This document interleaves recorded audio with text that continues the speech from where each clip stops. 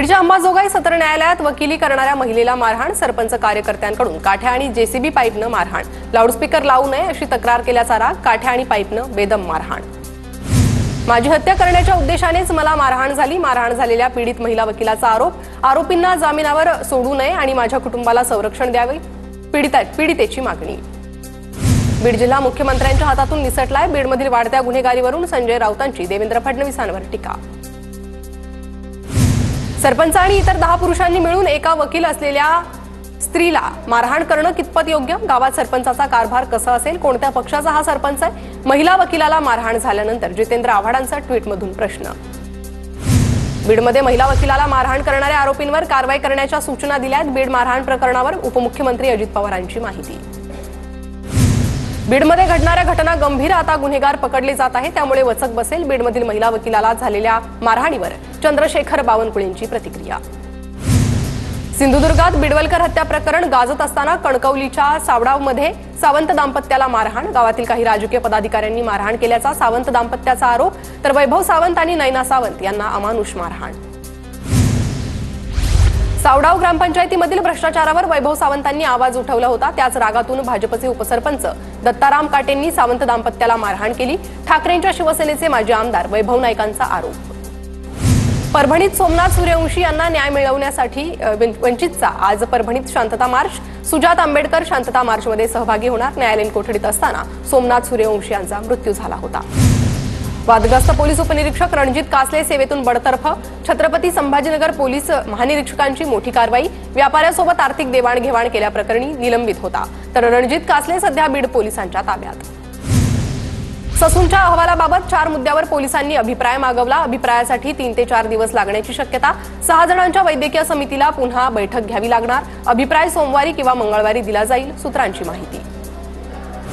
मंगेशकर रुग्णालयाविरोधात पवारांची राष्ट्रवादी हायकोर्टात जाणार, 24 तारखेला याचिका दाखल करणार, प्रशांत जगतापांची माहिती। मंगेशकर रुग्णालयावर गुन्हा दाखल करा, प्रशांत जगताप यांची मागणी। मनसेचे सरचिटणीस पदाधिकाऱ्यांची सकाळी 11 वाजता शिवतीर्थवर बैठक पार पडली आहे। मनसे अध्यक्ष राज ठाकरेंच्या उपस्थितीत बैठक पार पडली। हिंदी अनिवार्य केल्यानं मनसेची पुढील रणनीतीत चर्चा।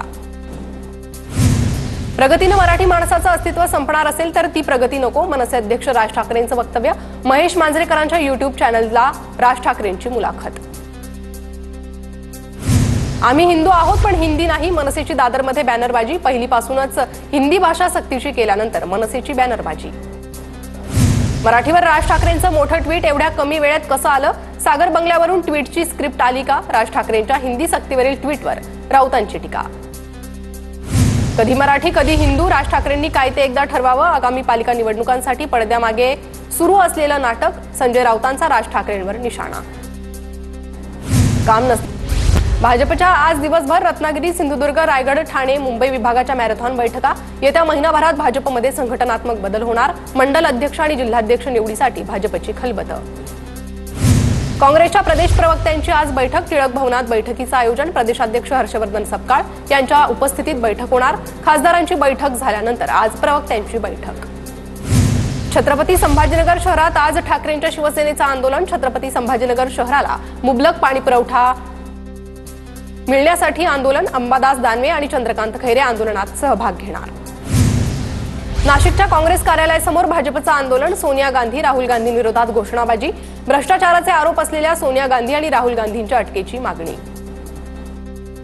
अमरावतीच्या दर्यापुरात शिवसेना ठाकरे गट आक्रमक, लाभार्थ्यांना घरकुलाचे चेक देण्यासाठी टाळाटाळ केला जात असल्याचा आरोप। नागरिकांना त्रास देणाऱ्या अधिकाऱ्यांवर कारवाई करण्याची ठाकरे गटाची मागणी।